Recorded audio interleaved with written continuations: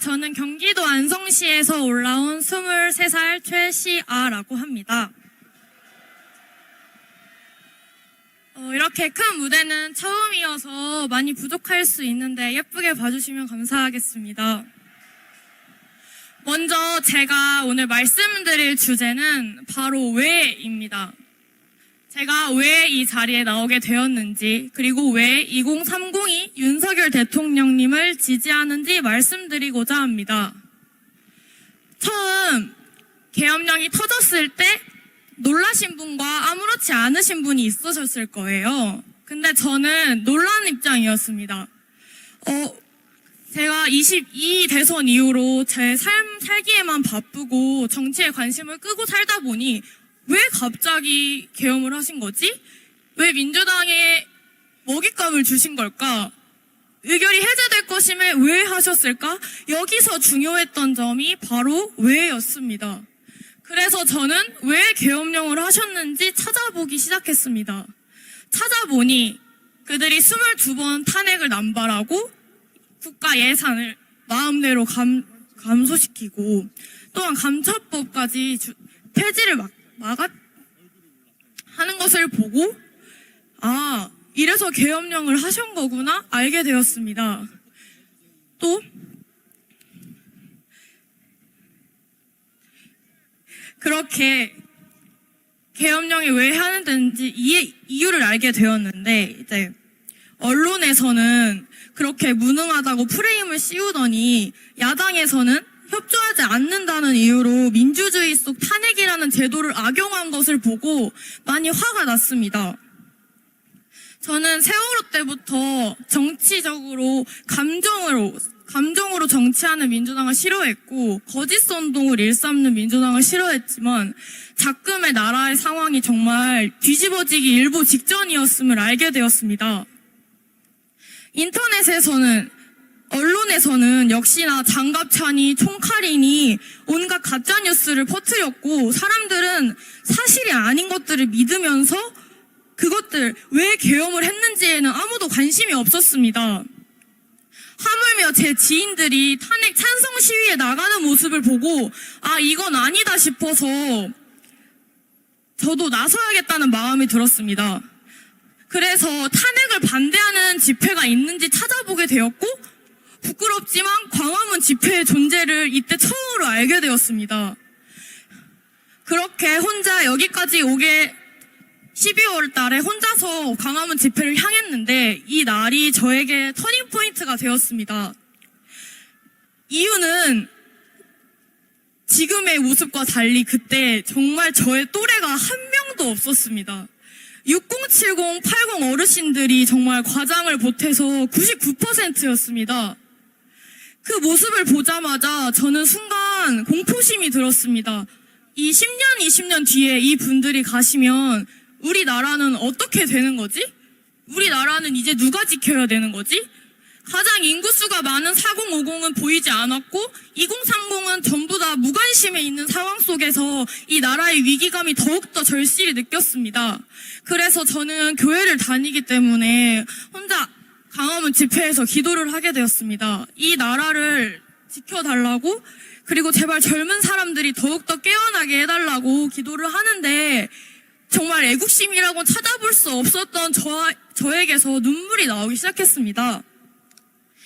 기껏 어르신들이 6.25 때부터 지켜온 이 땅을 저 공산주의 세력한테 빼앗기고 싶지 않았고 정말 그 순간 마음을 굳게 먹었습니다. 앞으로 오프라인에 많이 나와야겠다.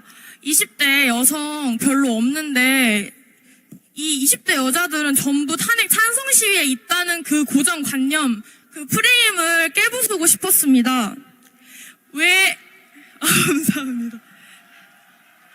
그래서 왜 2030 여성들이 민주당을 지지하는지 알아봤는데 그들은 민주당이 선이고 국민의힘은 악이라는 그 세뇌의 당에 있었습니다. 아니 정치에 선악이 어디 있습니까? 그치만 지금 현재 민주당은 반국가 세력이기 때문에 악이 맞습니다. 정부의 주요 인사들을 줄줄이 탄핵시키고 일을 못하게 되어도 자기네 인사 임명하려고 헌재고 방통이고 전부 마비시키고 미루고 임명을 미루고 미룹니다. 본인들의 정권 찬탈을 위해서라면 국정이 마비되어도 나라를 쑥대밭으로 만드는 이게 정상입니까? 아니라고 생각합니다. 악법의 거부권을 쓰는 것이 그게 소통을 안 하는 겁니까? 그러면 그들은 왜 대화로 하지 않고 줄줄이 탄핵시켰습니까? 이렇게 손발이 묶인 나쁜 상황 속에서도 윤석열 대통령님은 작년에 수출 1위를 달성하셨습니다. 객관적으로 누가 나라를 생각하고 발전시킵니까? 세상에 어느 독재자가 나라를 발전시킵니까? 독재자라고 함은 국민들을 착취하고 나라를 망가뜨리는데 지금 누가 나라의 근간을 뒤흔들고 있는지 정말 우리 모두 객관적인 눈으로 바라봐야 한다고 생각합니다.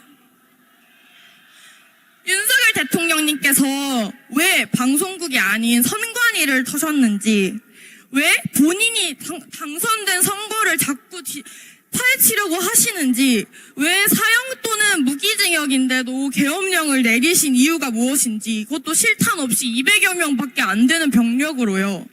왜 민주당은 간첩들이 나날이 검거됨에도 간첩법 폐지를 주장하는지, 노동조합이 왜 북한의 지령을 받고 왜 미군 철수 운동을 하고 그들이 왜 윤석열 대통령을 탄핵시키고 싶어 하는지, 왜 민주당만이 아닌 국회 전체를 비판하셨는지 윤석열 대통령님께서요. 그리고 왜 거대한 사법부 카르텔을 경고하셨는지, 왜 우리 법 연구회 출신 좌파들은 불법을 저지르는지, 왜 태양광과 차이나머니를 먹은 중공 세력에게 지원받은 JTBC와 MBC는 좌편향된 거짓 선동을 일삼는지, 왜 국민들의 카톡을 검열하고 유튜버를 고발하고 민주파출소라는 오감시제 같은 짓을 일삼는지, 왜 선관위는 나라가 이 지경이 되도록 서버를 안 까는지, 왜 선관위는 형사기억 종이를 가지고 나와서 시연해 보이지 않는지, 왜 부정선거에 초점을 맞추지 않는 4명의 헌법재판관이 전에 선거관리위원장을 했었는지, 왜 선관위와 사법부는 한 몸이기 때문입니다. 헌법 제1조에 있는 국민의 주권을 짓밟는 부정선거야말로 헌법을 유린하는 중대한 사항 아닙니까? 낱낱이 수사받아도 모자를 판에 대통령님께서 계엄령을 때려야 정도로 기울어져 있는 지금 이 나라의 상황에 분노하셔야 합니다. 이미 이 나라에 민주주의는 없습니다. 법치주의는 없습니다. 그러기에 제가 이 자리에 나왔습니다. 이재명이 3년째 재판을 도망다녀도 한 나라의 대통령은 한 달 반 만에 구속하고, 구속도 모자라서 재판이 속전속결로 진행되고 있습니다. 온갖 불법이 판을 쳐도 5돌씩이면 넘어가는 저 좌편향된 법의 잣대에 우리 청년들이 분노한 것입니다. 헌법에 의거하지 않는 사법부, 공정함을 잃은 사법부는 이미 모든 국민들의 신뢰를 잃어버렸습니다. 다시 한번 말씀드립니다. 지금의 2030 세대들은 거짓을 정말 혐오합니다. 2030은 진실 팩트를 원합니다. 팩트는 윤석열 대통령님의 복귀가 곧 자유민주주의 체제의 복귀이고, 거짓은 하루 일한 방통위원장의 탄핵을 인용한 4명의 헌법재판관의 중립성이 거짓입니다. 청년들은 모두 알고 있습니다. 그들은 법에 근거하지 않고 자신의 정치적 신념으로 판결한다는 것을요. 그렇기에 분노한 것이고, 저는 탄핵이 인용되지 못하도록 모든 수를 써서라도 막을 것입니다. 또 대통령을 지키지 못한다면 국민의힘 또한 지지하지 않을 것입니다. 저는 조기 대선이라는 말을 볼 때마다 화가 치솟습니다. 윤석열 대통령님 반드시 복귀하실 겁니다. 복귀하시는 순간까지 거짓된 언론, 나라 팔아먹는 반국가 세력들과 맞서 싸울 것입니다. 왜? 저는 잘못이 없는 세상에서 살고 싶고, 두 번째, 잘못된 세상에 순응하면서 비겁하게 살고 싶지 않습니다. 세 번째, 중국 공산당 세력에게 검열당하면서 살고 싶지 않습니다.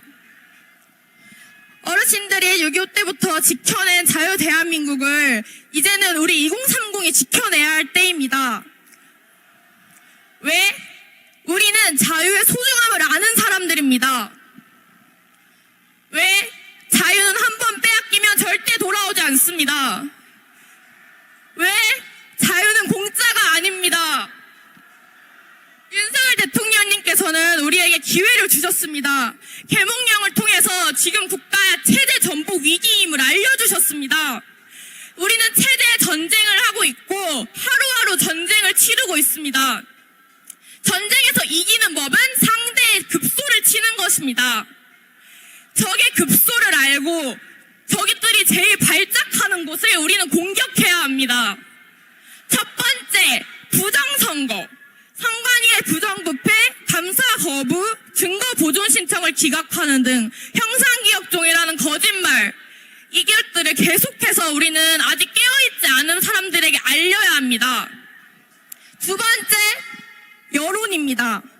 불리한 여론조사 업체를 고발하고 전한길 선생님의 선관위 팩트 영상을 유튜브 코리아에게 내려달라 고발하고, 네이버 댓글 여론이 자기들의 뜻대로 되지 않자 이제는 순 공감순을 없애려고 합니다. 김경수 드루킹 때와 김어준이 댓글 작업 사이트 때는 제재할 수 없다고 하더니 이제 와서 갑자기 우리 국민들 개개인의 댓글조차 막으려고 하는 것입니다. 카카오톡을 검열하고 우파 커뮤니티를 폐쇄하려 하고 2030들이 집회에 나오지 못하게 갈라치기를 유도하고 더 이상 진실을 깨우치는 국민들이 생겨나지 않도록 입막음을 하는 것입니다. 사람들은 급할수록 본성이 나오는 법입니다. 유혈 사태를 막기 위해 자진 출두하신 윤석열 대통령님과 달리 어떻게든 검열하고 입막음하려고 하는 공산당 같은 행동, 저들이 멍청해서 그런 걸까요? 아닙니다. 저들의 본심이 나오고 있는 것입니다. 이제 시작일 뿐이라고 생각하고 지금 막지 않으면 다신 돌이킬 수 없습니다. 앞서 말씀드린 급소 두 가지가 뭐라고요? 부정선거와 여론이죠. 우리는 앞으로 부정선거와 여론, 중도층들을 계속해서 공략해야 합니다. 우리가 가야 할 방향을 민주당이 이렇게 친절하게 알려주고 있는 것입니다.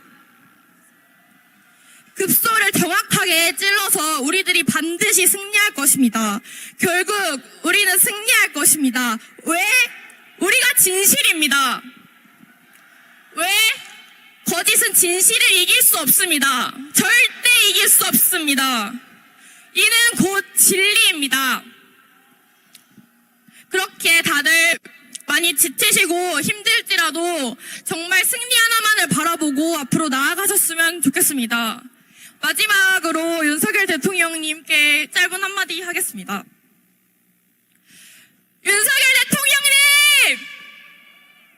2030이 지켜